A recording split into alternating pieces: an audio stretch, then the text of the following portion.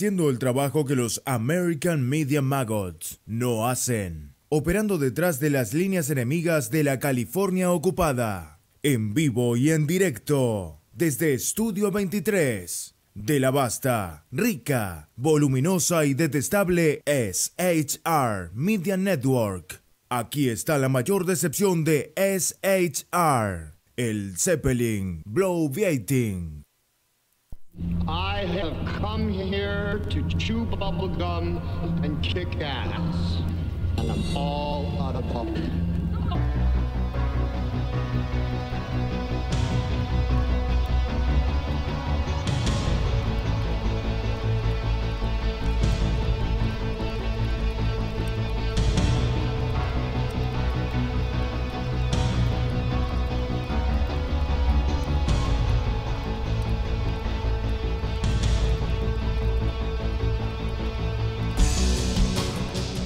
Ladies and gentlemen, boys and girls, children of all ages, welcome to the Bloviating Zeppelins Berserk Bobcat Saloon Radio Show, live and direct right here on the SHR Media Network. It would appear that I believe we're going to have a very good show tonight. You got to belly up to the bar. We've kept your seat, and it's great to see you back. And who do I mean? I mean, welcome to Simone. Welcome to Mike. Welcome to Whiskey Dale. Welcome to Mary Brockman. Mary Brockman. Let's see. I think Biff is going to be your bartender tonight. He hasn't had his sex change yet. He's considering it, and I'm not funding it, okay?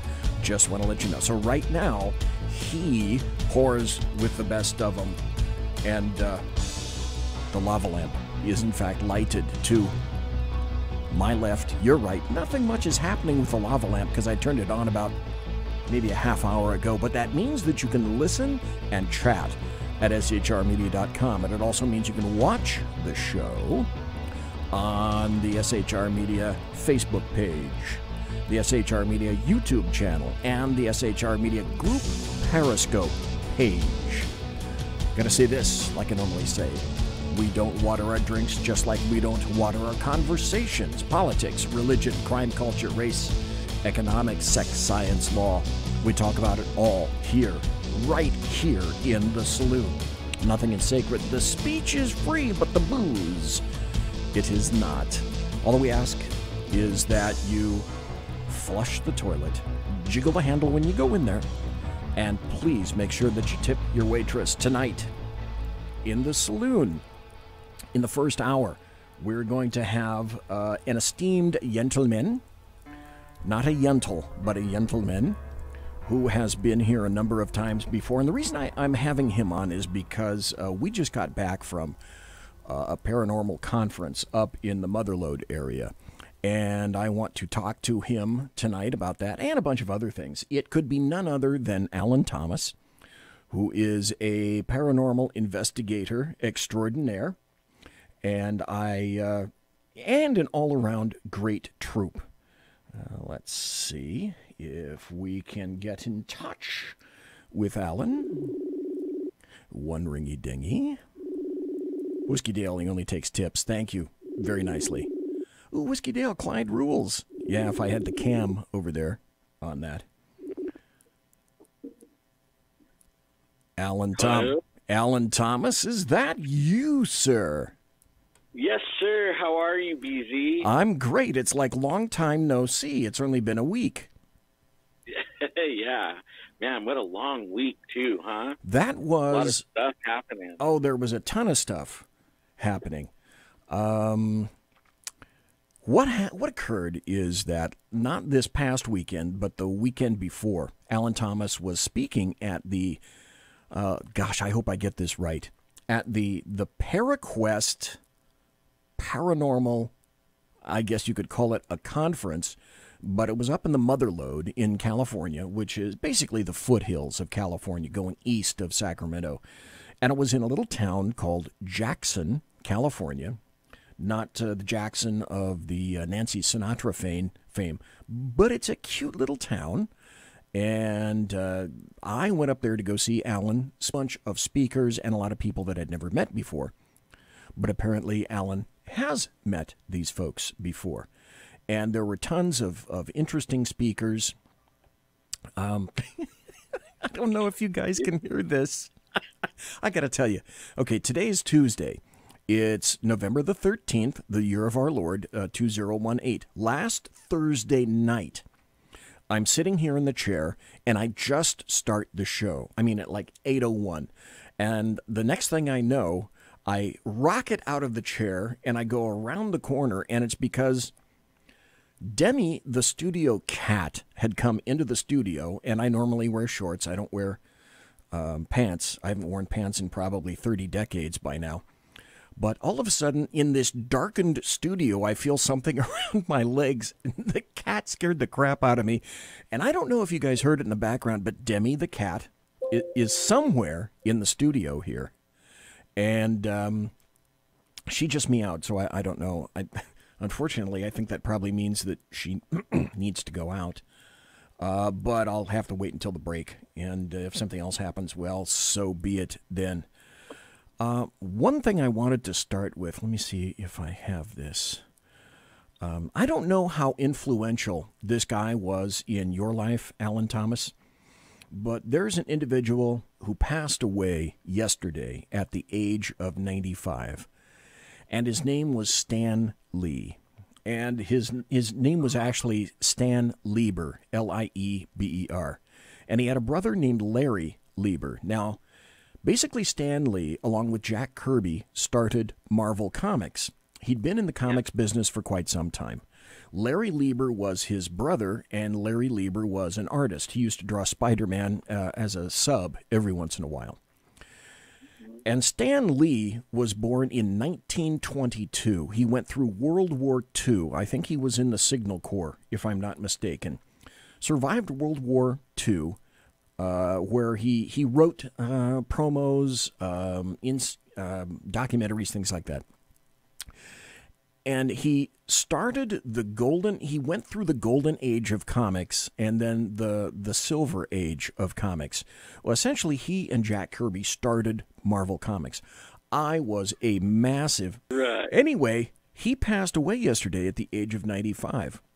Now, people say that I have a bit of a grasp of the English language. And I got to tell you whatever facility I have for the English language, I can tell you quite frankly that I attribute it to that man, Stan Lee, who passed away yesterday at the age of 95. He started Marvel Comics. He was a writer. He was not an artist. Jack Kirby, essentially, he and Steve Ditko started Marvel Comics, and then it just branched from there. But he and Jack Kirby created essentially the entire stable of the Marvel Universe. And I can remember being a kid reading some comics that were created in the 1960s. Oh, Mike in chat. Let me stop here just for a second. I don't know if you heard this or not, Alan, but apparently Mike in chat was saying that there's a YouTube video, and he just put it in chat. Ginsburg cancer returns, the justice to retire in January, a law clerk confirms.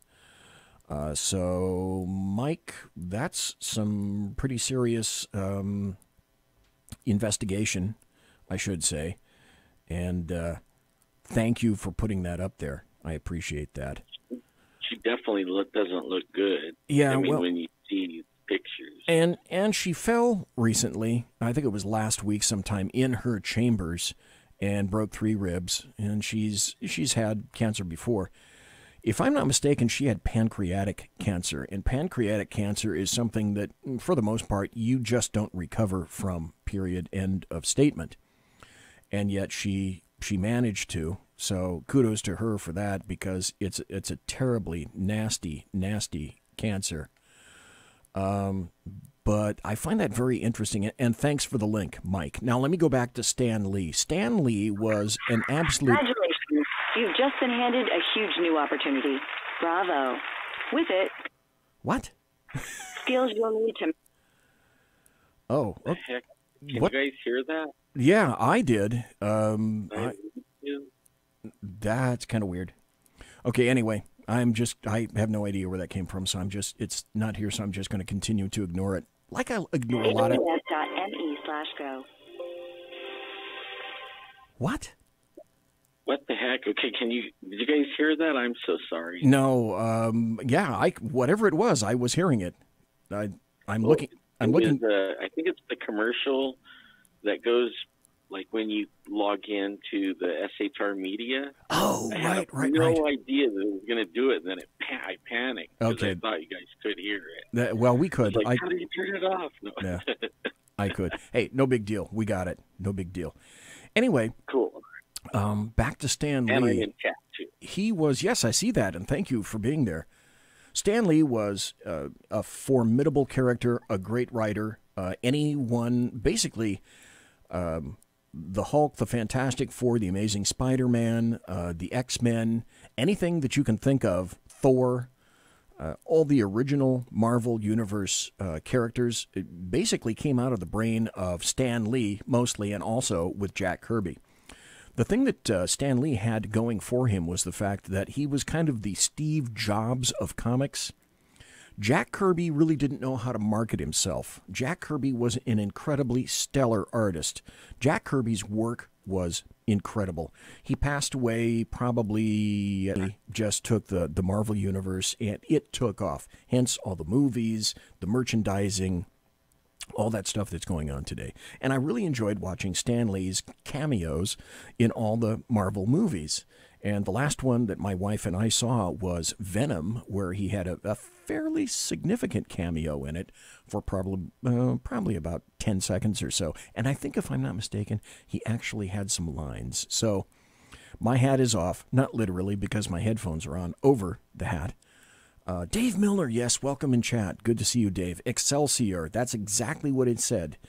And I'll have you know, folks that know anything about the Marvel Universe, that in the 60s, if you were really good to Stan Lee, he would send you a no prize. And so I was the recipient because I sent in I was, I don't know, maybe 15, 16, 17 at the time, and I sent in a really corny cartoon to them about Spider-Man and the Lizard, and I got a no prize from Stan Lee, and it was actually written by Stan Lee. And the reason I know that is because at the time Stan would sign his signature at the bottom of various columns that he had in the comic book. So anyway, hats off to Stan Lee. What a great guy. Enjoyed the heck out of him. Now, I mean, who wasn't touched by that? I mean, did you ever read Marvel comics? Everybody I knew had a stack of comic books in their closet or under their bed. Oh, yeah. I mean, everybody read those things, man. Superman, you name it. Not at all. Now, see, Superman is DC for a Marvel devotee that can tell you all the characters in whichever universe. Now, I realize that, Superman, but I mean, that's what DC. I mean by how, comic books, all kinds. But that guy, he was one of the main ones. Like there was like 3 or 4, because we only liked one genre, and Stan Lee was like the king of them. Stan was called Stan the Man Lee when he started Fantastic Four, and Jack Kirby was called Jack King Kirby. And I can remember specifically the guy that used to ink Jack King Kirby's most of his work was Joe Sinnott, and that's when everything was done by hand, as opposed to the computers and the CGI generated stuff today. That's when you actually had to be a real artist. Wow. So one of my kids may still have, like, we kept them, some, and they may still have some of them. We have big boxes full that we kept forever. Real nice stuff too. A lot of comic books. A lot. Now, we collect them. It shouldn't shock anybody to find out that Stan Lee was a raving leftist. And Stan Lee had a fairly, well, not a fairly significant, a really significant amount of cash that he would spread around in the New York area for causes on the left. Despite that, I love the hell out of Stan Lee because he was so instrumental in setting myself on the path of one of my majors. I had 2 majors in college. One was English, and the other one was communication studies. So I took 2 while I was in college. And the reason that I majored in English, one of the major reasons that I majored in English, is because Stan Lee made me appreciate the written word like no one else. I can remember he made me go look. There wouldn't be one comic book that would come out when he didn't have a new word that I'd have to trot over to the dictionary to find out. I can remember when this phrase still sticks in my mind, that Dr. Doom called somebody a trembling toady and a sniveling jackanape. And BZ had to trot out to the dictionary to try to find out what the hell a jackanape was and what a trembling toady was. So, Stanley, dude, you are going to be sorely missed. Anyway, yeah, that's a cool story, man. It really is. I like that. He's responsible for my interest in English, good or bad, whether I speak well or not. That's my responsibility. But he was the flame that lit that interest in English within me. Anyway, that having been said, again, you're good at it. I listen to you all the time. You have it down, man. You're the man. You should have the golden microphone. Right. Instead, my microphone is green. Anyway, that having been said, now we went, my wife and I went to listen to you speak on Saturday, not this past weekend, but the weekend before, up in Jackson, California, and there were a number of people that spoke before you, and the funny thing was that you apparently knew a lot of the people that were there, and the audience greatly interacted with a lot of folks. But the one thing that I want to mention to everybody here tonight is that of all of the people that were there, Alan walked into the room and captured the microphone and captured the audience, and everybody that was outside came back in to listen to Alan talk about Sasquatches, etc. And the people that had been not listening to all the prior speakers came in, and Alan was the presentation that got the most questions and the most interaction with the audience. And then everyone else at the very end of this thing, about 5 o'clock or so, everyone else came in and sat on a stool, and there were about 13 people there, including Alan, and the person that got the most questions asked of them was Alan about Sasquatches. And folks, if you haven't already, Alan, tell folks where they can go to listen to your show, and maybe go and listen to some of the shows and the presentations that you have in archives. You just go to YouTube and type Squatch Zone. And then on top, when you go to my actual YouTube channel, I put a picture of the mountains as my cover picture. And that, what you're actually looking at when you look at the mountains, nobody knows this but me. This will be the first time I ever say this to anyone. All right. The picture is the area that we go investigate. And I mean, as wide as the camera is and as far deep as you could see, we have just combed that over, 20 something years. We have zeroed in, went all over the place, both sides of the river canyon, and found the areas where there was the most Sasquatch activity, and then figured out that we could follow the Sasquatch on the deer migration route, But yeah, that was so fun, BZ. It was a ton of fun. I went in totally winging it. Yeah. But anyways, okay, you go back to the YouTube channel, and then on the right side of that lower part of the cover picture, there's some links to Patreon. And on Patreon, I got coming up, while we were there Saturday when I came in, there was a guy set up in a corner with all kinds of microphones and cameras and everything. Oh, I saw him, right. And he needed a cord, a certain kind of microphone cord. And I brought all the stuff, and I had actually intended on sitting you down, but only I couldn't get a good signal from the Wi-Fi good enough to do live. Okay. Unless I did it with my cell phone, but getting a signal in there was really, it was not easy. Plus, it's in the mountains, and you have the worst repeaters. I mean, you couldn't get G3 and G4 or whatever they call it, the top number highest on your phone, 4. Okay. LTE 4 or whatever, and couldn't get it, but sat there and did a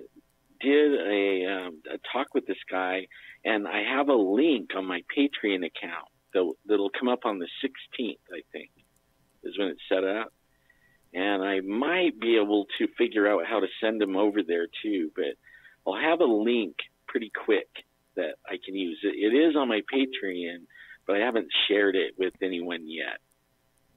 But it was the interview from that guy, and he put some roars that we got and some stuff like that, and we talk about Bigfoot. It was a really fun thing that I need to share with everyone.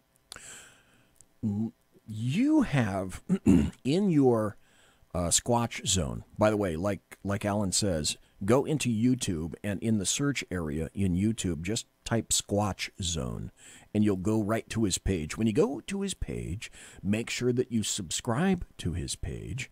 Make sure that you like his page, and then when Alan comes up and a show pops up, then you'll get notified, and you can come listen to his stuff, because he broadcasts live and direct right out of his very own house about the new adventures and whatnot that he has quite frequently. Now, when you were speaking, I remember that you said that you hadn't really come up with anything specific to talk to everybody about, and one of the things that I said is, hey, Alan, don't worry about it. You're great. You are a great extemporaneous speaker, and the thing that impressed me about you was the fact that, yeah, you are a great extemporaneous speaker, and you didn't have a care in the world or a worry about it. You came into the room, sat down, engaged the audience, and I believe they had more engagement with you because of the natural way that you have, the natural manner, and the really easygoing manner that you have with people on your show and when people talk to you in person. And that's what impressed me, or UFOs, or all sorts of things that are unexplained. Alan knows just about everything about it.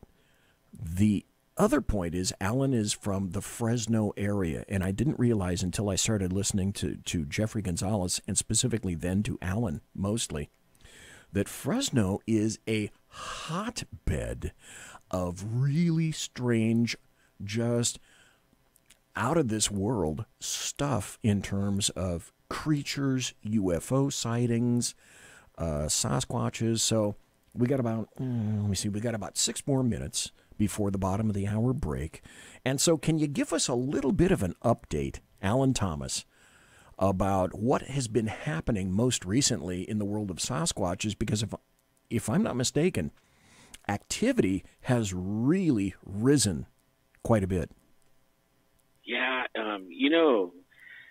what's really interesting about that was when we did that thing on Saturday, that I wanted to wing it, but I didn't want to talk about like what's already played on cable TV or whatever we hammered on our shows several times over the years.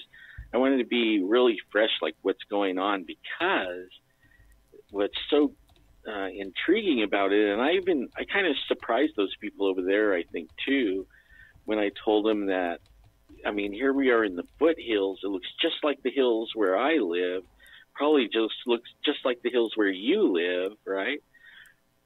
They're everywhere. So they're over there, too. And all you have to do is go look. But we're finding them way down. I mean, we've got just recently, in just the last, 3 months, we probably had 4 sightings in, down in the valley, like away, if you're driving in a car 55 miles an hour and driving straight into the Central Valley, right to the center of it, it would take an hour from the mountains.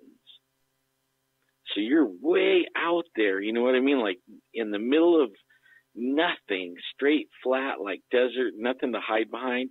But you'd be surprised, the canals, the rivers, then there's little wild areas that people keep, they'll have like thousands of acres and they'll keep, several hundred of it wild, and these things, and they kind of connect, and they're using it and getting way out there, man, way out there. And lately, I don't even have to drive. We used to drive 3 hours to find the best place to have interaction with them and learn about them.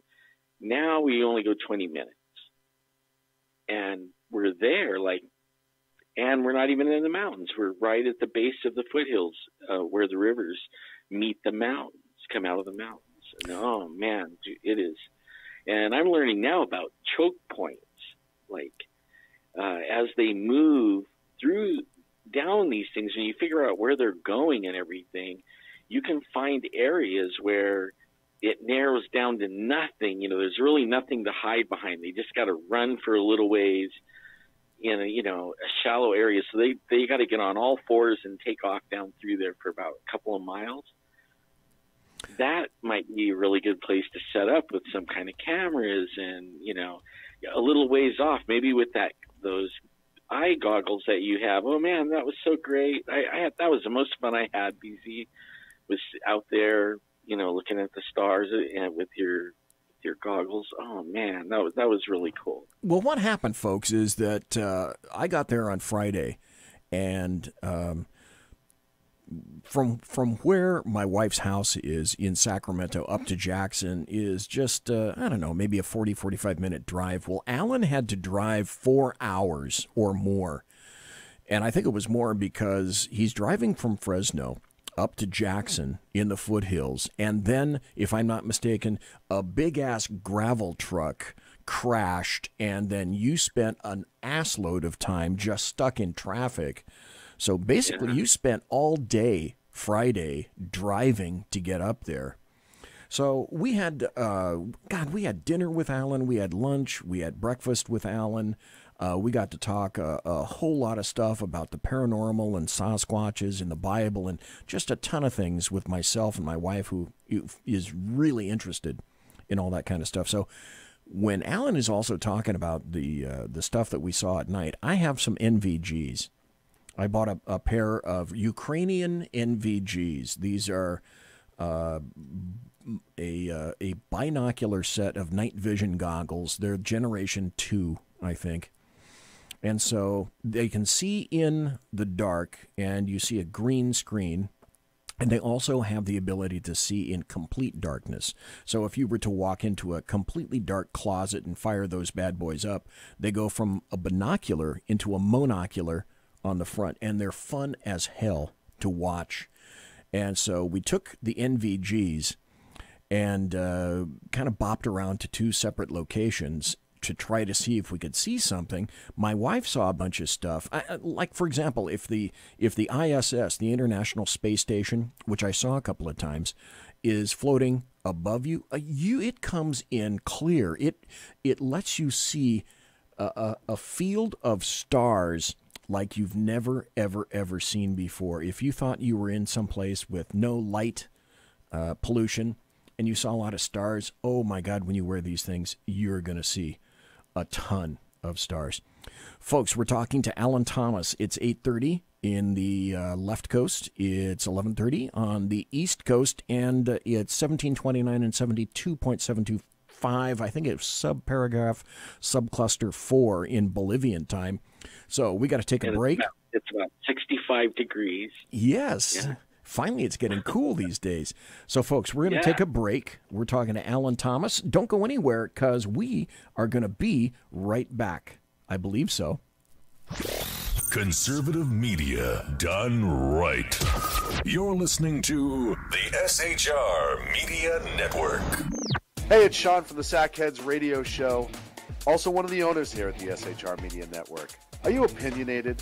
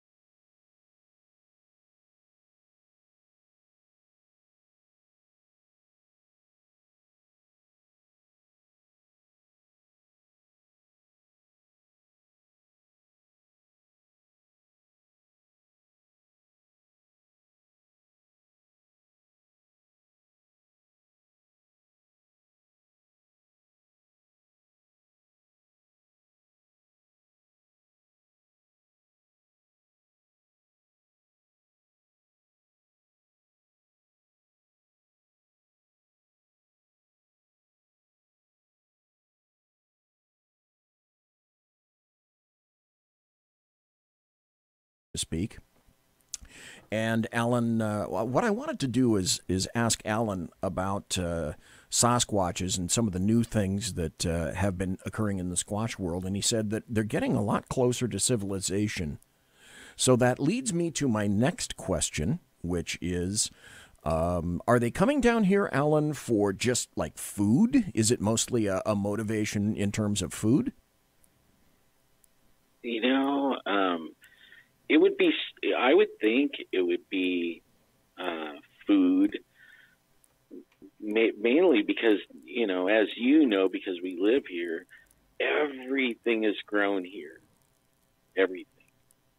I mean, and then there's cats and dogs and coyotes and skunks and, you know, every kind of little animal living around. I mean, when you get down in water areas, they've probably been coming down here for a long time, and people are, and I just think there's maybe there's more of them or something, you know? Like, I've been wondering about that. Like, how many, for 20 years, never heard of not even a peep of them being down here. And then 5 years ago, we started tracking 5, and then one white one. So we think there's more than, you know, 6 at least on one river, going miles. And they go up and down. So they're not all in one area all at one time. Sometimes they split up. I mean, it's really, you know, and they head off, like a canal takes off, or there's a little creek that takes off. They'll send 2 or 3 down that way, you know. And if there's any orange, especially oranges, they'll go in the oranges. At first, I thought they were after oranges, only they're in there in times of the year when there's no oranges. There's tracks. We find tracks. And then we started realizing, you know, because there's several of us walking around through this orange orchard, and you could take 2 steps and be gone, and nobody could see you. And I thought, oh my God, you know, they're forest ninjas. Why wouldn't they want to be in that, you know, in the orange trees? Because it's perfect for getting away and hiding. You could be gone in a second. Like, now you see me, now you don't, and you'll never see me again, you know, type thing. And even you could do that, you know what I mean? Like, in the oranges, we could disappear. And it would be so easy. That's why they're there. But all the rest of the thing, it has to be food, and it's really cool they're down here, but man, they're really close to people. So, and I don't know how that really is, you know, the relationship between Bigfoot and people. When you hear one thing and then you hear another thing too, you know. When you were talking, one of the first things that I remember you said that Saturday, a weekend and a half ago, is that you quantified Sasquatches as, just like you said, ninjas, and that got a laugh out of a lot of people. But then that answers a lot of questions as well too. And the first thing, when you were just talking now about why they came down here, perhaps it's food, there are still places for them to kind of disappear into the environment. One of the first things that I thought was, okay, then here's what I need to ask Alan. Are they kind of territorial, or are they a lot territorial? And also the other question is, up in the mountains, I live at about the 4,000 foot level in the Sierra Nevada mountains. And from there, I'm wondering if there are so many people that are starting to come in and infiltrate their once very silent and quiet areas in the mountains, that they're starting to come down here because they're discovering there's more people going up there, kind of invading their territory, if you will. And they're also discovering concomitantly that, you know what, there's a lot of food down here as well. Well, they're not only like they didn't. There's some down here, but then when you go in the foothills, they're in there too. And the farther you go back in the mountains, they're still there too, right? They didn't leave; they're still there. So that means, like, there's a lot more, and, like, you know, like territorial. well, you could be in a certain territory. If you don't fit, they kick you out, and then you make your own. And are they like bleeding over into, that's what I think, they're like bleeding over into the valley. And then they're finding out exactly what you said. Man, look at this is like a smorgasbord, go running up and down the thing, eating figs and blueberries and berries and everything, all kinds of stuff. When we were talking to you, my wife and I were talking to you that weekend, last weekend, one of the things that we asked you, and I don't think I've ever asked you this here before, and you got a big-ass laugh out of this, is when people are camping up in the mountains and they're in a tent, you quantified that as, for a Sasquatch, kind of a sack lunch for a Sasquatch. Yeah. And so people, I think a lot of people think that Sasquatches are just very skittish and they don't want to have anything to do with people, and generally I would suspect that's true. But is there information to indicate that Sasquatches have injured or killed people? There's so many, there's not a lot of evidence. There is some. You have to really dig to find the evidence, and usually it's children, and they find the bones. They'll find the bones this is what's weird about it is when the child goes missing, when they start their search, they don't have a lot of time because there's a storm coming, a good one. It's going to just fill everything up with snow, and by the time they get to searching, the kids' chances are really bad and they never find anything. Then 13 or 14 years go by, and then, somebody will be hiking 2 rivers over, 3 mountain ranges way up high in the rocks, and they'll find the kid, the clothes, his bones broken into 1-inch pieces where they've got the marrow out. So only that's like a human trait to do that, to break the bones up and eat them like that. Okay. So, but that's the only evidence. And then then the other thing is experience. Like, a lot of people think they know how a Bigfoot is by what they read on the internet. Okay. Because a lot of, still yet, a lot of people have not went out there and interacted with them. And you find when you get out there and you start doing it regularly, you start figuring out these things are the apex predator of the area. And you don't see, you don't find them kind of like they find you. You let them know you're there, and then everything else is up to them after that. How much video you get, if you get audio, like anything, because they can make the batteries go off. They can shoot low frequency things at you, and make you sick. They can begin, they let you know there they are, and then they turn around, and then you'll be there for 3 days and you won't see or hear nothing, even though you saw them right then. Yeah, I mean, I don't know, I wish I knew. I'm not an expert on it. I'm just telling you what I know. I've been looking. Now, you've said that there's a lot of Sasquatch activity. Oh, Beantown Billy's in chat, so welcome to Beantown Billy.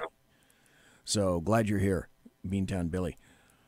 But I've noticed, apparently Sasquatch stories don't make the news very much, but I've noticed that there are some things that have been making news, and one of the most recent, if I can pull that bad boy up here, is, here we go. This is from the BBC News, and I wanted to go with this because, of all people, Tucker Carlson talked about this tonight. And Tucker has got kind of a little UFO thing going on his show. And every once in a while he'll mention UFOs, and I think he's intrigued by them. But I found this story from the BBC about UFOs, and it says, UFOs spotted off Irish coast under investigation. And this isn't just like last month or something like this. This was November 13th That's today, as a matter of fact, that this article came out. The Irish Aviation Authority is investigating reports of bright lights and UFOs off the southwest coast of Ireland. Beginning at 0647 local time on Friday, November 9th, when a British Airways pilot contacted Shannon Air Traffic Control. She wanted to know if there were military exercises in the area because there was something moving very fast, and the air traffic controller said there was no such exercise. And the pilot, who was flying from the Canadian city of Montreal to Heathrow, said there was a very bright light, and the object had come up along the left side of the aircraft before it rapidly veered to the north. So she was wondering if what it could be, but said it did not seem to be heading for a collision. Then there was another pilot from a Virgin Air aircraft. It joined in and suggested that it might be a meteor or another object re-entering the Earth's atmosphere. And it was just very interesting. They said there were multiple objects following the same sort of trajectory and that they were very bright. And the pilot said he saw in the Virgin aircraft 2 bright lights over to the right which climbed away at speed. And when they mentioned speed, one pilot said the speed was astronomical. It was like Mach 2, which is twice the speed of sound. And so a lot of people tried to explain this away, but I'm sorry, comets don't speed away, and they don't climb either. And I found that observation very interesting. Then there's another observation. So let me ask you this before I go into some other stories. Does it seem to you that, as far as you can tell, that there are beginning to be an increase in UFO sightings in general? Yes. And I read that whole thing of what you're talking about, and there's some video out and also audio of that. And there's like 5 pilots that saw this. And when, one of them, it went right by him and right close to him, and then zoomed off. And at first they were thinking it was some kind of a asteroid. And then but when it veered away, and then this other guy picked up on it, they realized it was a ship. And then there was another one over Sweden that was the size of a house, and then there was there was one with these kids. They took the mom's cell phone, mm-hmm. and they ran outside, and there was this weird looking ship up there, and they're videotaping it and everything. And then right when he says, "Hey, Mom, come out and look at this," all of a sudden it just starts jetting away from him in the video and disappears. Just goes. And I mean, it's like huge. It's a big old giant thing. So then she comes out and they do all kinds of stuff and everything's cool. And then she goes back in the house and he goes back outside and he's playing. He looks up, there it is again in a different spot. So he runs in and grabs the phone and he videotapes it there too until he gets scared. He's like 7 years old. And he takes off and runs in the house and shuts the phone off. But really good video. Yes, it's on, man. Just like on the stage, the ghost thing is off the charts. All the different, everything, you name it, whatever flavor, tutti frutti, all of it, everything's like on the rise. I found this other article as well. And good night to Simone. Good night to Beantown Billy. Thanks for being here. Mary Brockman also ejected. Eject, because it's way late on the right-hand coast. Here's another story that I found out. This was from, it's not that far ago. It's October the 6th this year. This is from the Daily Star in the UK. And the headline is this: NASA is lying.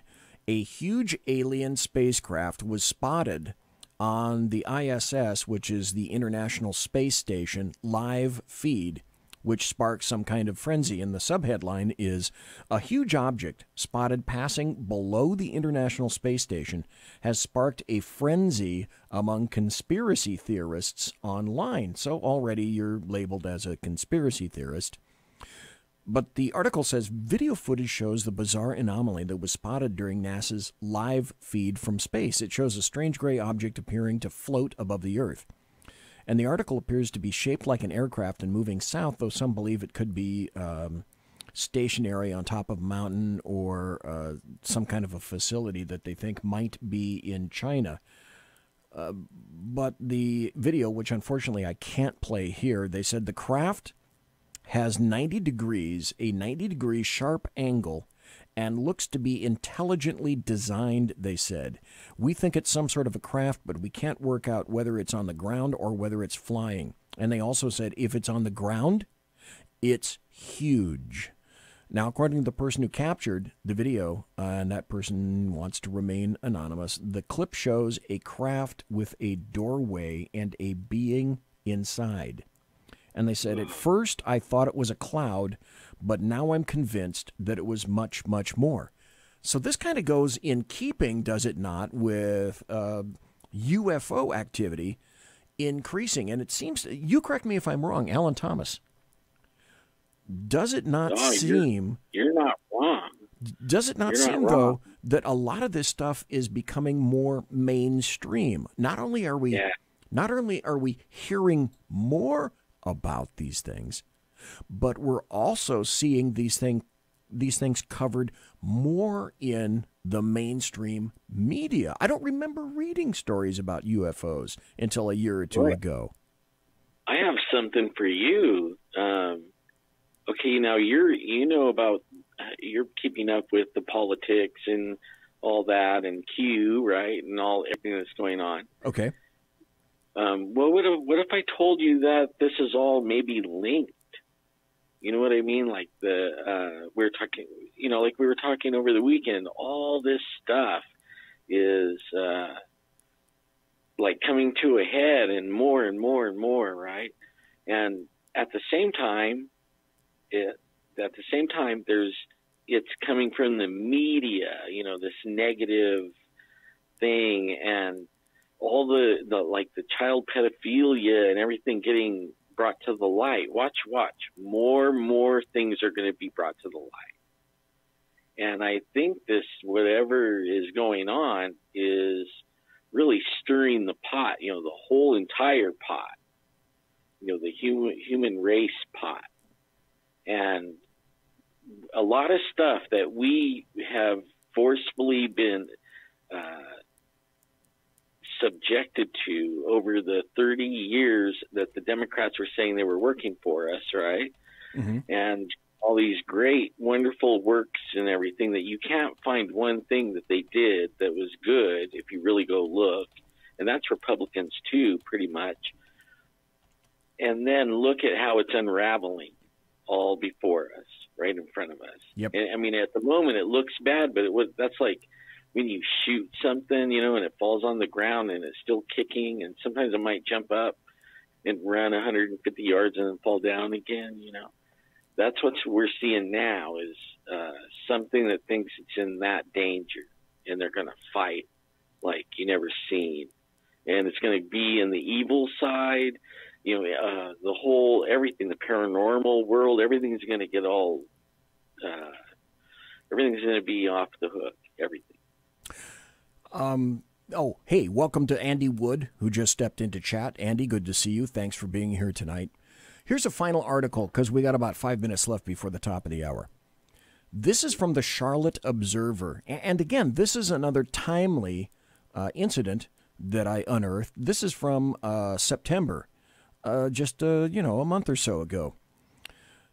This is from September this year from the Charlotte Observer, and I find how they describe this craft. I have heard you talk about these things before, but the headline says, a mysterious square aircraft hovering in the night sky, quote, scared me to death, a North Carolina man says.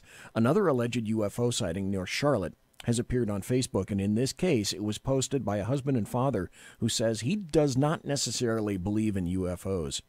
Javian Hill, 35, of Kings Mountain, North Carolina, says he took several photos of the object during a storm on the night of August 18th as he drove on US 74 southwest of Charlotte.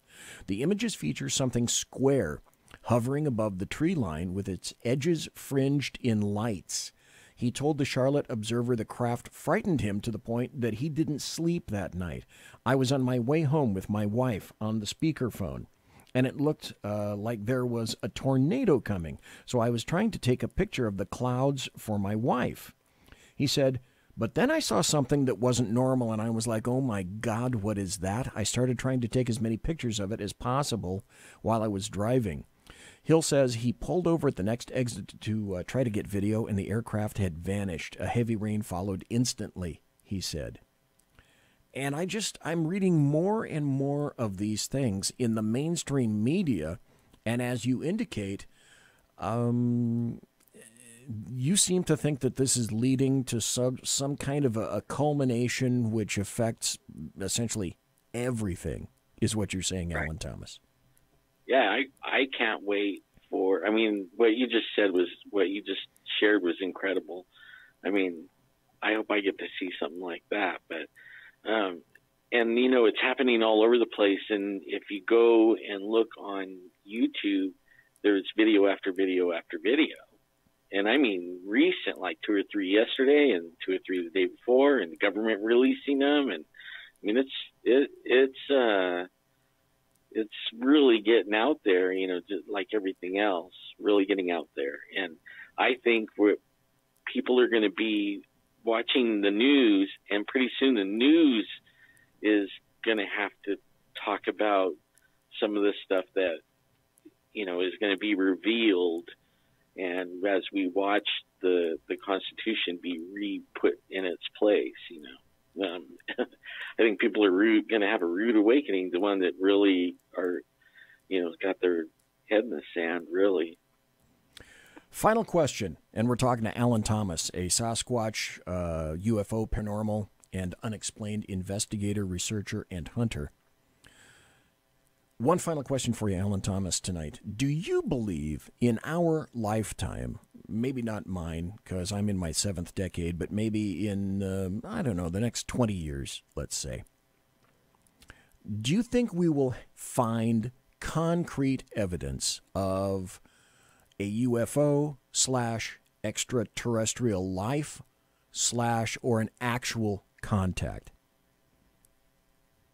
I think that's one of the things we're going to learn about here. Probably, you know, I wouldn't even give it this year, the whole year being out before a lot of this is out. And in fact, I would tell, like I was encouraging people on my last show a couple of nights ago, right now, just because of the stuff going on, especially in California with all the fires and you name it, you know, there's shootings everywhere, fires everywhere. I mean, all kinds of weirdness. If I was everybody, I would have a few days of stuff stored up, water and some food and stuff, and have some cash on hand. Yep. Because it's crazy times right now, what we're in. Really. That's a good thing to do, just if for no other reason than account of because. Right. And I said this a long time ago. I'm an oath keeper. I'm a silverback. I've been in law enforcement for 41 years. I've seen a lot of crazy stuff, and I prepped for craziness. I've been doing it for a long time. I've got water. I've got food. I've got bang sticks. I've got things that go into bang sticks. Cool. I've got essentially what I need. I've got literally years of stuff from Wise Food Storage, if for no other reason than the fires that we're seeing these days, and any kind of a natural event can catch people unprepared. And we do, folks. You do need to be prepared just in case.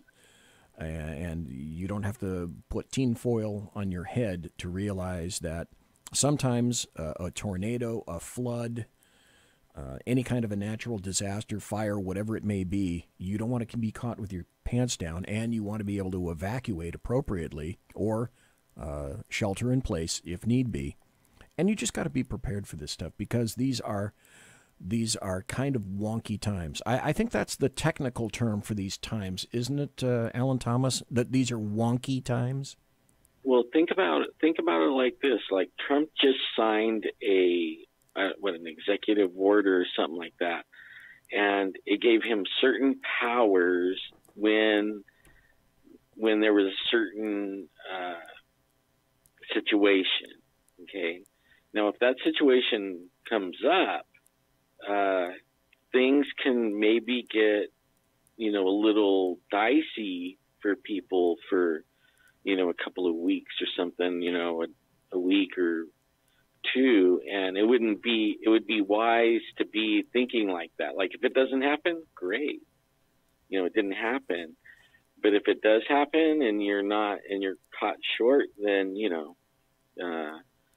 we should have been looking around at what's going on and planning accordingly, because it's pretty in your face, really. Best to be prepared. And the people that have their face stuck in CNN, I feel sorry for them. Yeah, well, Jesus, that's another topic entirely. Folks, we've been talking to Alan Thomas, Sasquatch, paranormal, UFO, unexplained investigator, researcher, hunter, jack of all trades and master of all as well. And Alan, I want to say thank you very, very much for being on the show tonight. Finally, tell people where you can be found, where your show can be found, and all your archives and the various videos that you've done in the past. Everything is Squatch Zone. So if you Google Squatch Zone, you're going to find my Facebook page, my Patreon page, my YouTube page. And I answer everything. At least I try, to stay on top of it when it's starting to get rough, because there's so many different, places, you know what I mean? Like I haven't looked at the Twitter one in a week, and the Facebook one has been a little rough to get to, and you just, you hit and miss. At least lately it's been hit or miss for me. Pretty busy. But only it was fun. One thing really quick, on that Saturday, what was really fun is when we started tying things together, like what we're doing right now. Right. And everyone was realizing that maybe these vibrations and all this stuff is connected. There was a connection. And you could see it in everybody's face, like it was like, whoa, like, that they were barely grasping that, in their mind. And I thought that was really cool, because I don't think any of them had ever thought about it. Well, we got to have you back. Well, obviously, duh, we'll have you back. And someday I would like you to come back, and I'll have just a ton of questions that probably my wife will have designed for me, where we'll just sit down and we'll go through just a 2-hour brain-glazing show about everything. Because I think you're right. I think there are so many elements that are aligning themselves up right now in every aspect and segment of this world. And something is about to break. I don't know what it is, but I would suspect that pretty much everyone's spidey sense is tingling, and no one can tell you exactly why. But that was a good analogy, to put on that, because that's what I've been telling everybody, is the spider sense. How long have you felt like you needed to be prepping, and how a lot of people, and so there's feelings that everybody's sharing, and that's why there's groups of them now, because they're all feeling it. As they said in the movies, I sense a disturbance in the force. Yes, sir, right there. Okay, folks, Alan Thomas, thank you ever so kindly again, sir. We got to take a break. When we come back, would you believe that BZ might have a bucket load of happy stories and some incredible news stories that you need to hear about? Why, the answer would be clearly yes. Don't go anywhere. Come right back. Pretty please. Bye, guys. Conservative media done right. You're listening to the SHR Media Network. Hey, it's Sean from the Sackheads Radio Show. Also one of the owners here at the SHR Media Network. Are you opinionated? Have you ever wanted to do your own show?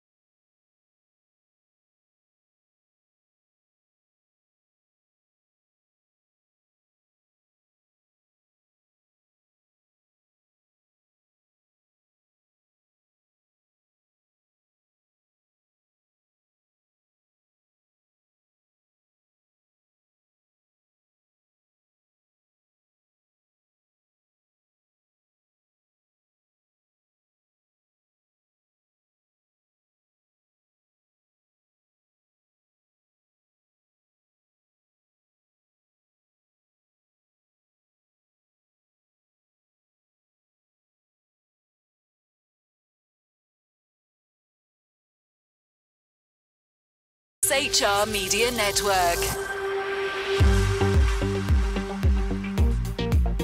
It is the second hour already. Holy crap. Where does the time go? It rips right through. It's 10 minutes after 9 o'clock. On the far left coast. And it is 10 minutes after midnight. It's tomorrow on the right-hand coast. And in Bolivia, nobody really knows what day it is. But does anybody ever really know what time it is? Chicago may have known at one time, but even they weren't sure.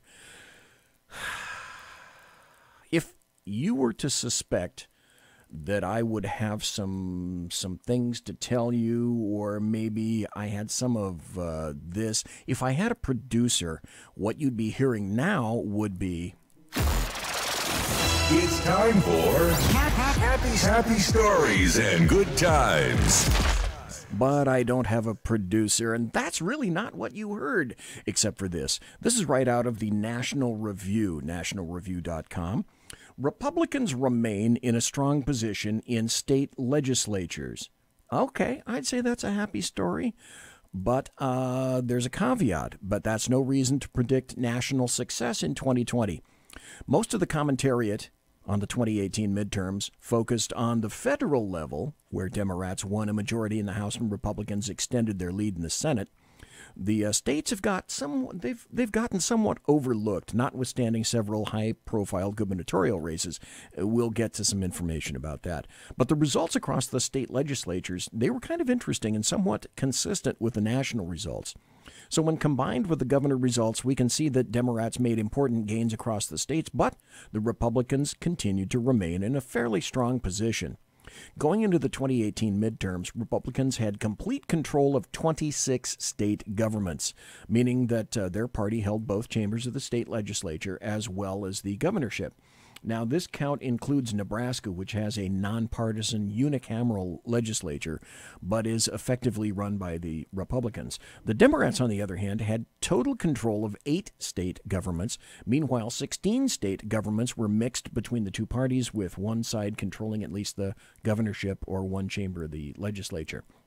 So after the midterms, however, the Democrats have total control of 14 state governments compared with 23 for the Republicans, and the number of state governments with mixed party control fell to 13, with one major exception, and that's California, but we'll get to that.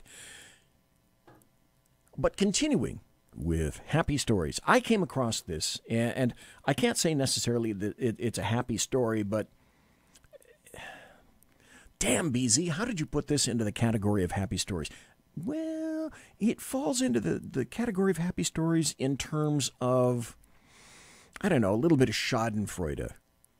There's, I came across this in Twitter, and this is an email that I'm going to read to you from all you people that happen to be in Ohio and know anything about Ohio State University, the Buckeyes.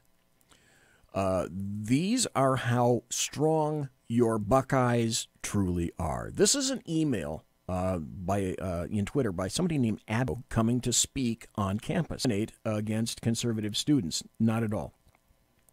This was, and you can see that it's official. It was proffered by Ohio State, and it's just, folks, this is a perfect example, endemic of why it is that it's late. I can say this now. These pussies and dildos and fucktards that are on the left, you'll understand why I quantify them like this, because here's the message shipped out to its lily-livered students from Ohio State University.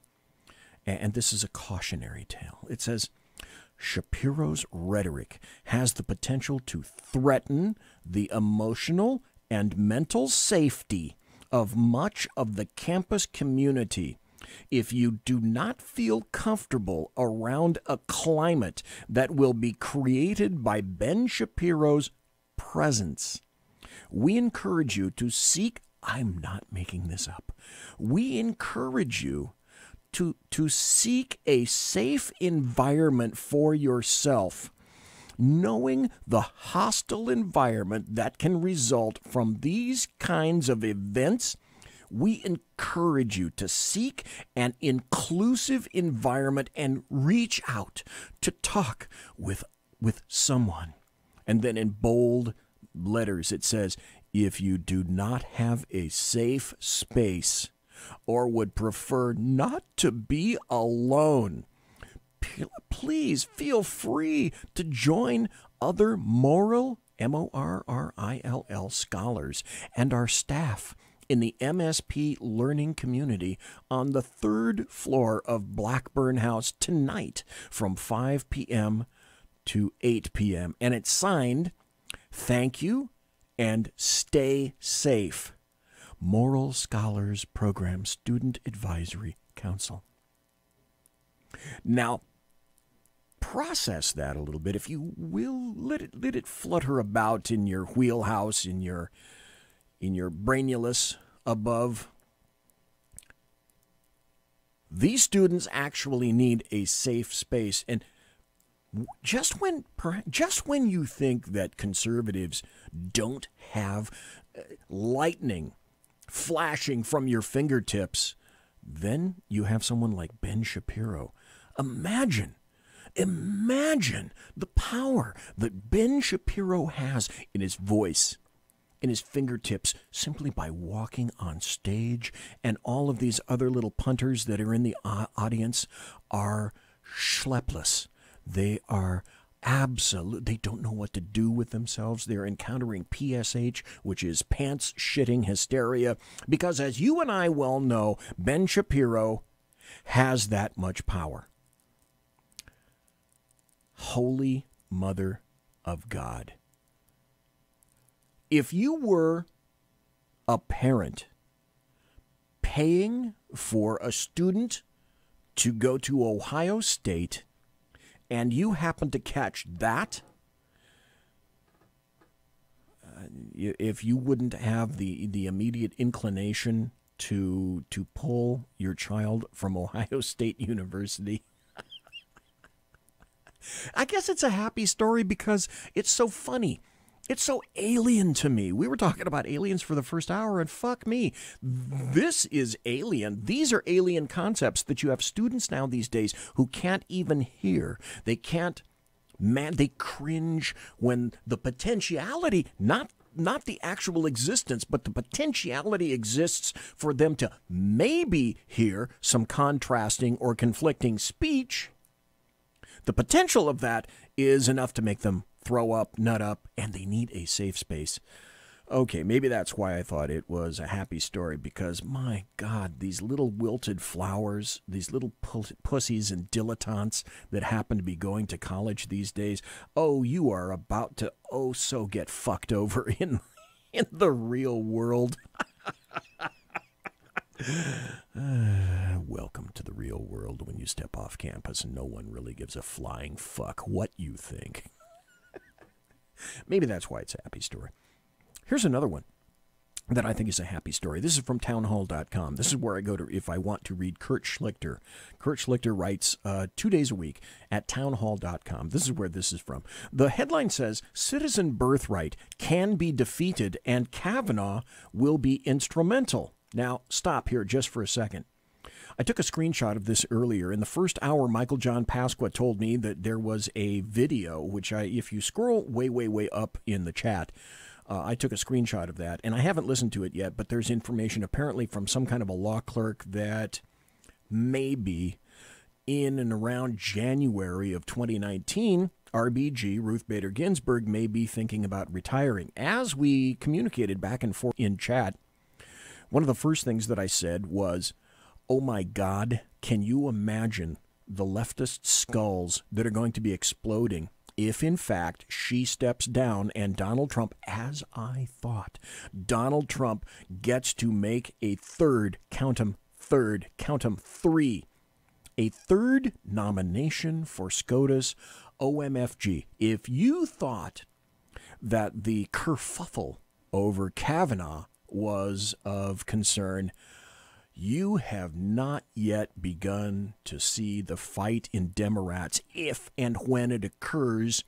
that Ruth Bader Ginsburg steps down, creating a vacancy in SCOTUS. Because if, in fact, that occurs and it gets filled by someone, my only guess, and I can't think of her name, but it's going to be the likely the conservative female that Dianne Feinstein criticized for basically being religious in any fashion. And she said Dianne Feinstein said of this young judge, this female, oh, the dogma lives loudly in you. So I guess basically, if you're a religious person, if you're not just completely secular, then according to leftists, Democrats, and the American media maggots, you are not fit for a judgeship. So, OMG, if this comes to fruition and Donald John Trump, the guy with the dead orange cat on his head, gets to make a third nomination for SCOTUS, oh, the fur, the lightning, the jousting, the bloodletting, the political bloodletting will occur. So if you think leftists are fighting right now, if this does in fact occur in January, and again, thanks, Mike, for cluing me into that. My God, you have not seen a thing. Anyway, back to the story where it says it was indicating that it's not impossible. Citizen birthright can be defeated, and Kavanaugh is going to be instrumental. Immigration is still at the top of the political discussion, especially after President Trump's recent comments about citizen birthright. A common talking point for those who are in favor of illegals jumping the border to have a child and stay in the United States as well. That's just what the 14th Amendment allows. But the big question to ask is, and many people have asked this, okay, does it really? Is that what it said? Judge Andrew Napolitano is a Fox News commentator on legal issues. He weighed in on the matter during Outnumbered, but gave no real argument as to why Trump was wrong. His main stance was, so says the Constitution, but he did not mention, unfortunately, I kind of like Judge Napolitano, but when he goes way wonky, he goes way wonky, in my opinion. Judge Napolitano did not mention, in my opinion, a very important aspect of it. We know that conservatives, we kind of tend to favor, not kind of, I do specifically, an original construction. I am an originalist. For example, Scalia was an originalist in the interpretation of the U.S. Constitution and the Bill of Rights. And to do this, you have to look at the spirit, the reason, the time, and the current events that led up to a new amendment. So, in truth, when leftists talk to you about the 14th Amendment, the 14th Amendment really doesn't have anything to do with illegal immigrants at all. That's a specious, fallacious argument made on behalf of the LDAM. A very significant takeaway from the Justice Kavanaugh hearings was the interpretation of the Constitution is absolutely essential. So Kavanaugh talked at great length about the spirit of an amendment when drafted and implemented. So Judge Kavanaugh, and this is why the LDAM despise him. They don't just hate him, they despise him. He's an originalist, and he looks into the purpose of any modification. Here's the history. In July of 1868, the 14th Amendment was ratified and it was placed into law. The spirit of that new amendment didn't have anything to do with illegal aliens at all. It had nothing to do with that issue at all. At that time, the last addition to the Constitution abolished slavery, which took place in the 13th Amendment. Now, adversaries, and there were many, Democrats, adversaries to the freedom of released slaves, were starting to create what were called Jim Crow laws in an attempt to make an end around the 13th Amendment itself. They tried to undermine federal law, causing a lot of dissension between the states and the federal government and bringing forth that need for the 14th Amendment specifically itself. Illegal immigration is not a reason for the 14th Amendment. It was based on the treatment of slavery post-emancipation, after the 13th Amendment, and does not apply in the situation regarding illegal immigrants at all. Congress needs to come together and pass a law that addresses this frequently, purposely, I submit, purposely misinterpreted amendment. The left was, the LDAM, they were against so-called anchor babies. Remember this, hearken back to history. There's a reason it's there, and there's a reason it's called history. The left, if you recall, and people are going to think, oh no, this can't be true. It is true. Go on your favorite search engine and you can go find it. The left were against anchor babies until President Trump was. Now they're absolutely, it's the outrage du jour at the opposition of that practice. The travel ban, go back to the travel ban, that was Trump's first hurdle against the left on immigration. And the next is going to be this issue, but it's not entirely an unwinnable situation. Sooner or later, this debate is going to make it up to the Supreme Court, which is why Gorsuch was important, which is why Kavanaugh was critical. And if it just so happens that Ruth Bader Ginsburg decides that she's going to step down, perhaps sometime in January. And the funny thing was, I had some kind of a prescient feeling back in 2016, late 2016, early 2017. And you can go back to my shows, you can listen. The people that have been listening to me for quite some time already know I've said this. I said that I believed that President Trump was going to get a minimum of 2 SCOTUS appointments, and probably a third before 2020. If this occurs, this is unprecedented for a president to have 3 SCOTUS opportunities land in his lap. To my knowledge, that's never happened before. And again, you can go on the internet and probably find out that BZ is wrong. But it just seems to me that I can't remember a time when we had 3 opportunities for vacancies in the Supreme Court so basically close together. If that occurs, there will be literally a paradigm shift on the court, and it will be center right. And as far as the LDAM are concerned, they don't give a crap about the center. They want it to be hard left as much as humanly possible. So, which is why SCOTUS is so important. Federal court appointments are so important. I'll get to it. There's another story in here that I'm going to talk about federal court appointees coming up in Happy Stories. We'll get to that in a moment. But I firmly believe that this debate is going to make it up to SCOTUS sooner or later. And we're going to see why the left, the LDAM, they fought like dervishes, and they lied, and they committed essentially character assassination on Brett Kavanaugh. They needed at least a swing vote that would block anything to do with a Trump agenda.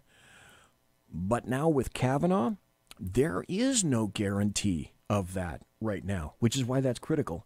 And which is why, if true, if the criticality is about to ratchet up geometrically, if you can feature this, if RBG vacates her position in 2019. And we all know, I got about 1 more minute before the bottom of the hour break. We all know that an originalist on the Supreme Court, like Scalia, a brilliant individual, is absolutely paramount, because the 4 liberal leftist justices would guaranteed they would somehow find a way to relate that amendment, the 14th Amendment, to immigration. And in terms of the history and the spirit of the law, there's the letter of the law and the spirit of the law. In terms of the crafting of that amendment, the 13th and the 14th, with immigration or illegal immigration, it had absolutely everything to do with slavery, and at the time that those things were occurring. So the LDAM are going to bring on pro-amnesty immigration talking heads. They're going to pose as immigration pundits. They will guaranteed they will craft some kind of a massive immigration crisis, kind of like the caravan. Oh, that reminds me, I need to find that video. There's some audio from a video that just came out, and during the break here, Amy Coney Barrett. Yes, that's it. Mike in chat. Yes, Amy Coney Barrett. And she's the one that Feinstein says the dogma lives loudly within you, because Amy Coney Barrett she's a religious individual. Damn her for being religious. Anyway, during the break, I'm going to see if I can find that video about the true nature of the caravan that's coming in.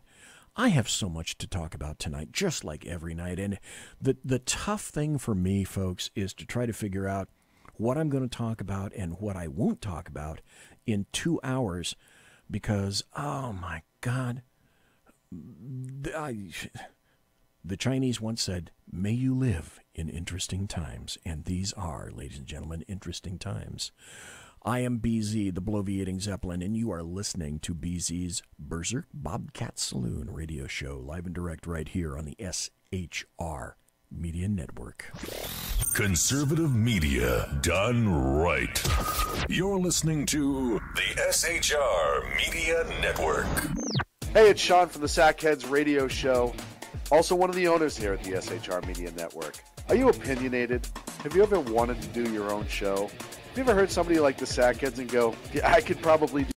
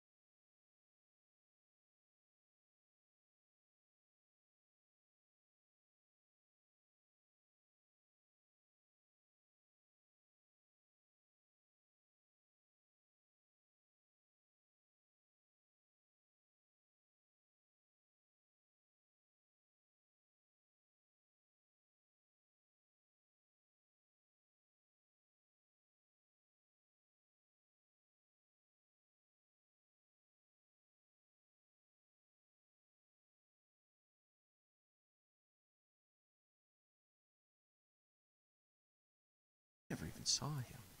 And I know, and insidious.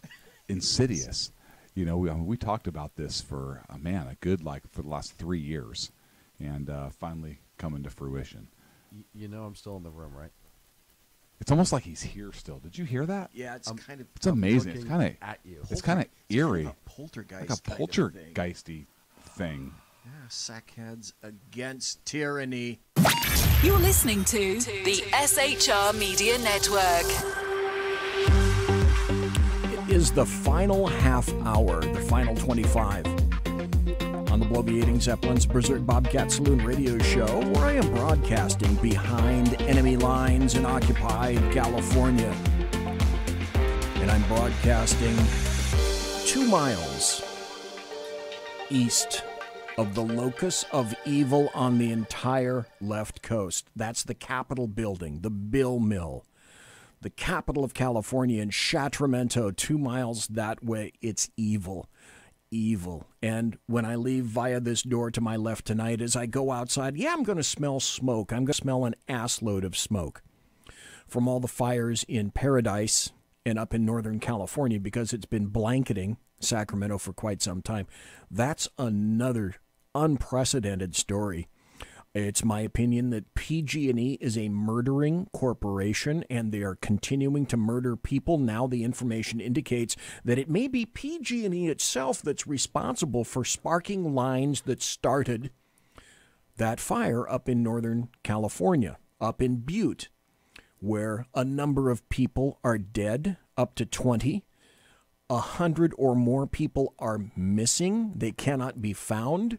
Thousands of acres of property have been damaged, lives destroyed, homes completely eradicated, firefighters threatened, tons and tons and tons of smoke and pollution thrown into the air because PG&E can't manage its way out of a situation. And California, along with the federal BLM, have no damn idea how to manage a forest, nor have they been particularly interested in doing so literally for decades in California. I could go on about that article, but about that issue, but I'm not. And let me put it this way. Dave Milner mentioned in chat, it's weird when a city is wreathed in smoke from a forest fire. Yesterday at about 1 o'clock, I exited my wife's house in Sacramento, and I looked up, and I could look directly into the sun, which you never should be able to do. And at about 1 o'clock, it looked like it was dusk, and darkness was falling. That's how thick the smoke was. It was, if folks have lung problems, the elderly, the young, that's another issue that's created. Thank you, PG&E. Thank you, BLM. Thank you, the state of California. The things that I could say about that, I'm going to leave that for another day. By the way, speaking of another day, just to let you know, I am told, I have it on good order, that apparently Sackheads Clint will be here tomorrow night. And tentatively at this time, fingers crossed and the creek don't rise, there will be a Sackheads Against Tyranny show for the first time in about 3 weeks. Tomorrow night. I'm hoping. Dave Milner says, man, lots of folks should try to sue over this. Yeah, here's what I think should happen.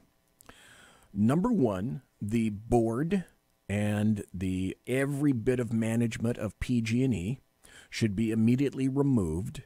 And all of those individuals, along with the entity PG&E itself, all of those individuals that are sitting on the board or are in management positions should be sued to the point of bankruptcy. And then I would submit that it won't happen because of the Attorney General that we have in the state of California, Xavier Becerra. He won't go after this because he doesn't have, there aren't maybe a pair of testicles in that entire building 2 miles west of me right here, the Capitol building. So he could go after PG&E, but no.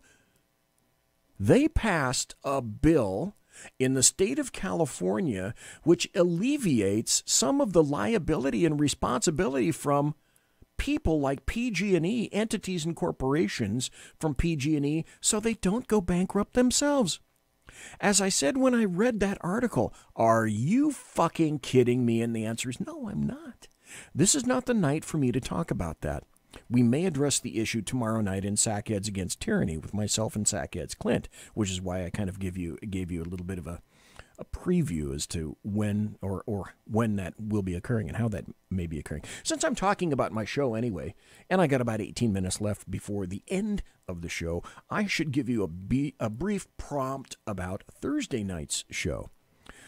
Seldom does he do this because he's on the East Coast. Jeff Dunitz is going to be on my show on Thursday, and we're going to talk about a number of issues that are on his radar right now on the far right coast, and also about what's been happening to Jews in Israel, Jews here in the United States.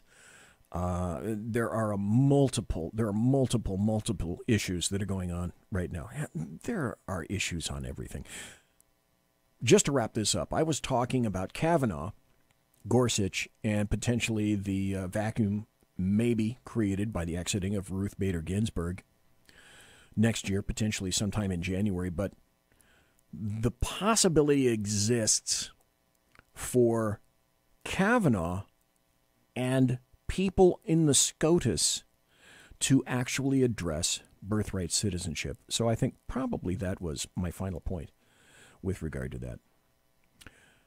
This I also find, because we're still in happy stories. I haven't gotten to a third of the tabs that are up on my computer right in front of me right now.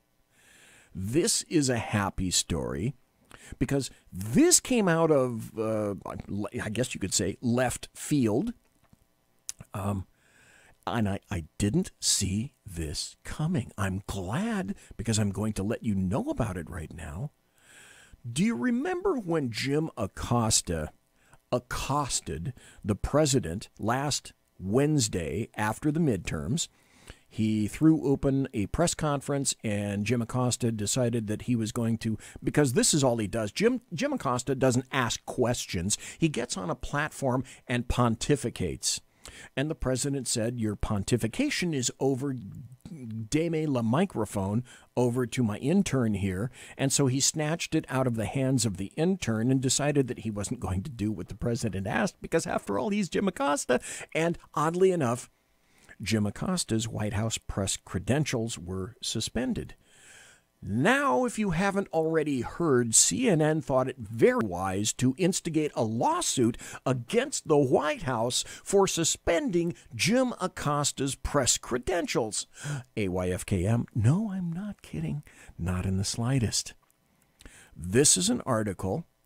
The headline reads, Bob Woodward, consider the source, Bob Woodward criticizes CNN's Acosta lawsuit and says the media's emotionally unhinged about Trump.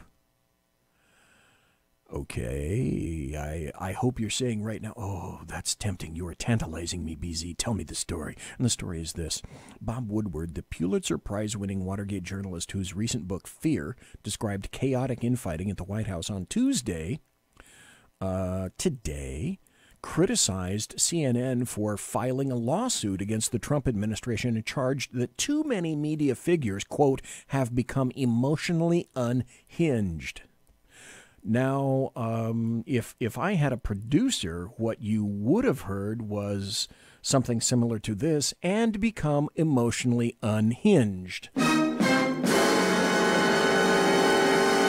But, of course, I don't have a producer, and that's not what you heard. Speaking at the Global Financial Leadership Conference in Naples, Florida, Woodward said, quote, the remedy isn't suing the administration. It's more serious reporting about what he's doing. CNN filed a federal, imagine this, and Dave, yes, I'm very glad that you are likewise sitting down just like me right now. CNN actually filed a federal lawsuit against the Trump administration today, demanding that the White House restore the press credential of star reporter Jim Acosta. the administration suspended his hard pass. They called it a hard pass, which provides expedited access to the White House grounds, after he broke protocol by refusing to surrender his microphone during a press conference last week. To say that it was just plain rude is to undermine the word rude itself. So let me throw this out to my knowledgeable and scintillatingly intelligent individuals in chat right now, and to the people that are listening to me live and the people that are listening to me in podcast. I appreciate you all. Tell me, please, the constitutional law or any law which states that a member of the press must be proffered a press pass, which apparently they have the ability to keep. It's their property in perpetuity. Tell me the clear constitutional law or any law that Donald John Trump or the White House violated by revoking just one press pass, not that of all of CNN, just of Jim Acosta. So I'll let you mull that over for about an hour or so. Acosta continued to pepper Trump with a barrage of declarative statements and a few questions, but mostly he pontificated. And he was trying to talk over the president, which is something you don't really do. Do you think in all of the world that Jim Acosta would have deigned to remotely treat Barack Hussein Obama in this fashion? And the answer is a clear no. Not just a hell no, but an extra crispy with unleaded added no and a cherry on top. You know that for a fact. Woodward emotionally unhinged about this. And for Woodward to say that, I completely concur. Woodward added that CNN was taking Trump's bait. Oh, that brings up another issue entirely. President Trump wouldn't bait the press, would he? I find this interesting that he mentions this fashion. Woodward added that CNN was taking Trump's bait by enlisting high-profile lawyer Ted Olson to pursue a federal case. You know, it's so obvious. Yeah. In chat, Mike says, yeah, there is none. And Dave Miller says, yeah, press passes are a privilege, not a right. Duh. But see, you and I are clear-thinking people in chat, and myself. And so there is no right to this. There is no right to a press pass. It is a privilege, as it is a privilege to drive, for example. So this guy, high-profile attorney named Ted Olson, is going to pursue a federal case. This is a negative, Woodward said. In comments first flagged by NBC reporter Dylan Byers, Trump is sitting around saying, this is a quote from Woodward, Trump is sitting around saying, this is great. That's why this is a happy story. That sentiment was echoed in a piece in Rolling Stone on Tuesday, today, because it's still Tuesday on the left coast where I am, by Ryan Bort, titled, CNN has played right into Trump's hands. See, that's a quote from Woodward. Too many people for Trump or against Trump have become emotionally unhinged. Let's not forget that Trump criticized Woodward's book, Fear, after it was released, and he said that Woodward had a lot of credibility problems. So feature this. Like, Dave, I know you're sitting down. Everybody else needs to sit down, because here's the crux of the biscuit as far as the leftists are saying. CNN's suit alleges that the White House...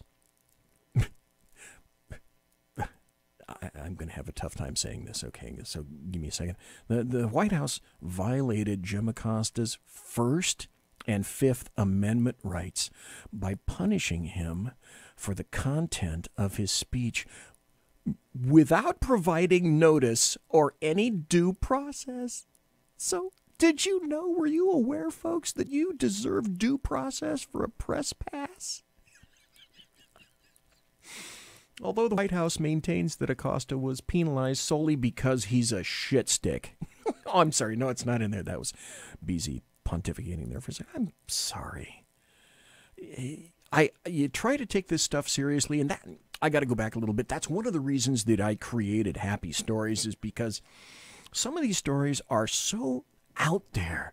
They're so in the wind. They're so preposterous that I tried to create some kind of a category in which to place them, and I kind of think now, in retrospect, yeah, I kind of like placing them in happy stories, like Dave says in chat. Man, that's a weak argument. Dave, that's an argument that a fifth grader would make, much less a high-paid attorney. Here's the other good part of this with regards to CNN.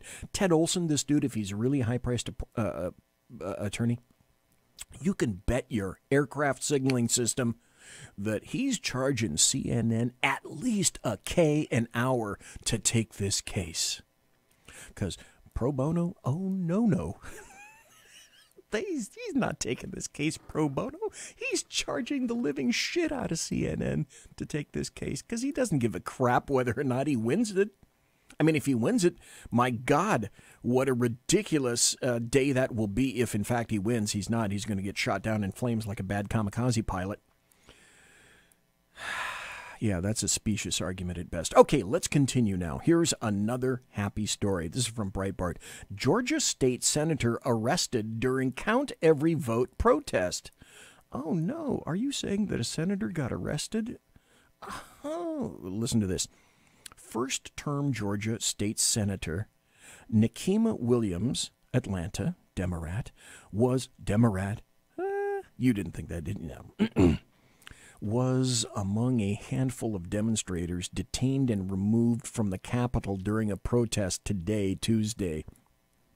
In a video shared to Twitter, Williams, the first vice chair of the Democrat Party of Georgia, is seen standing in the Capitol rotunda as officers placed plastic restraints on her wrist and carted her away.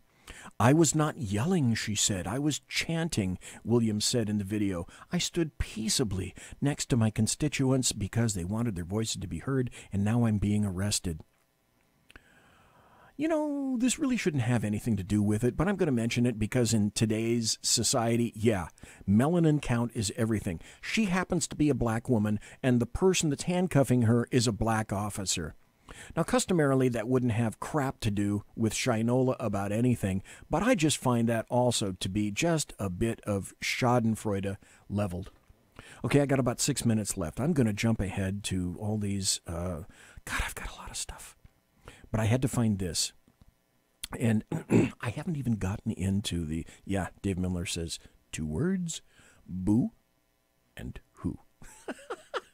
Alan Thomas says, yeah, Alan, that's what I say too.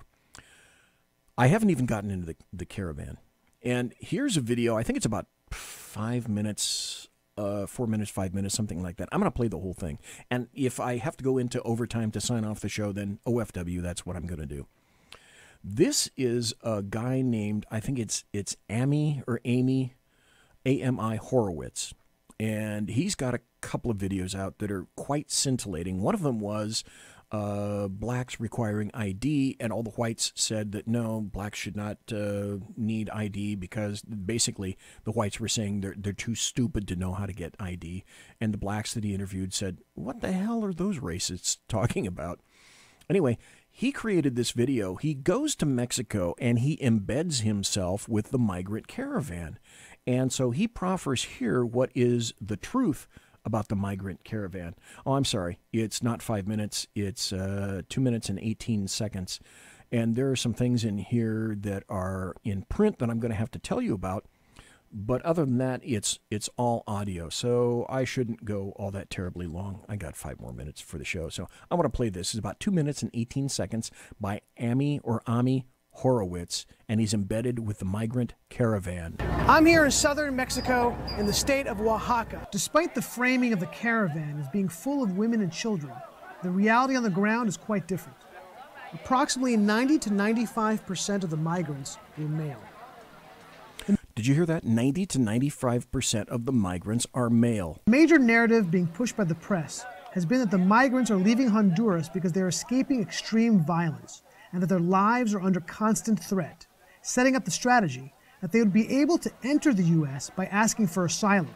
Okay, so what he's doing is he's walking through the caravan, and this is apparently stalled for a while. There are tents, there are people playing soccer. So they're being well cared for. And then a truck full of 5-gallon water bottles drives by. So that tells you this thing is well funded. We'll listen again carefully. Why are you coming to America? Económica. To get a job, to work. I want to finish my studies. There's a massive logistical effort underway, akin to moving an army, and is clearly costing someone millions of dollars for the transportation, food, water, medicine, and services that are being provided for the members of the caravan. It's a supply chain that is being delivered by an army of trucks, ever present among the thousands. Army of trucks, we're talking about flatbed, Kenworths, Peterbilts, big-ass trucks. Of migrants are workers of Pueblos Sin Fronteras, clad in black t-shirts and colored vests. Pueblos Sin Fronteras, that means people without borders.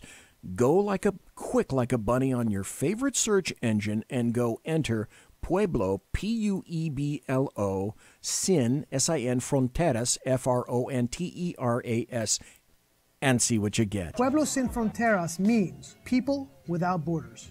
They're the ones that seem to be most involved in organizing and mobilizing this caravan.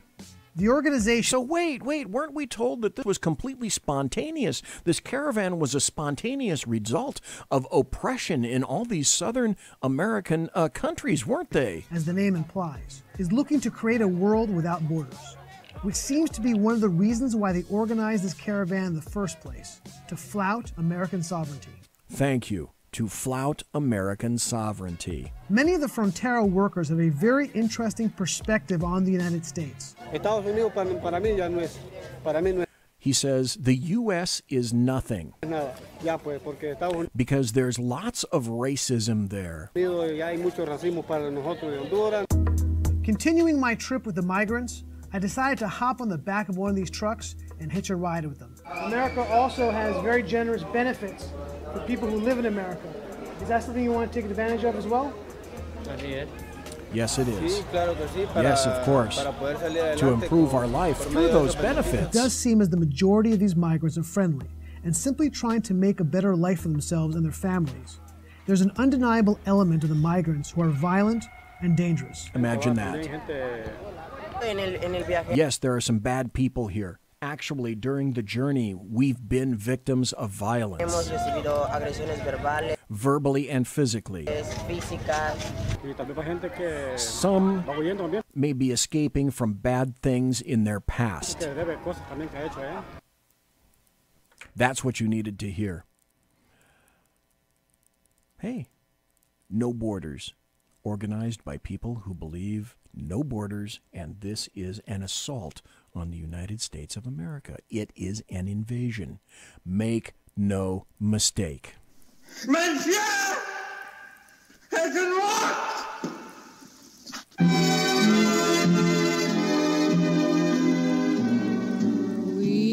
Ladies and gentlemen, boys and girls, children of all ages, thanks for listening to the Bloviating Zeppelin's Berserk Bobcat Saloon radio show live and direct right here on the SHR Media Network.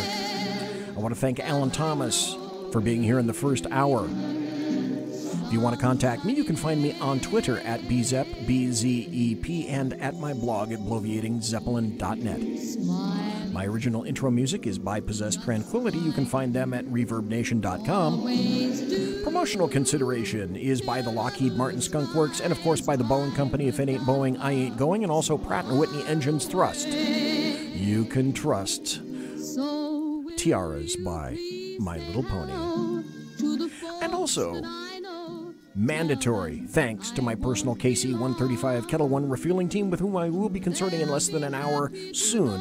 There will be t-shirts available in the Zep Works that anybody can buy that have that logo right on them. Thank you, folks, for listening live tonight. Thanks to Alan Thomas for being here.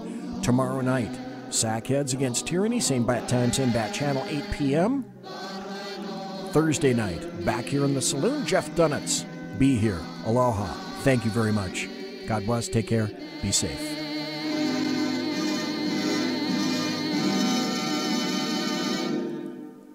Everybody quiet down now and get some sleep. Good night, everybody. Good night, Mama. Good night, Ben. Good night, everyone. Good night, Mama. Good night, Daddy. Good night, children. Good night, Daddy. Good night, Elizabeth. Good night, John Boy. Good night, Jim Bob. Good night, Jim Bob. Good night, Jim Bob. What's going on? I was asleep. What's everybody doing? Good night, Jim Bob. Go to sleep.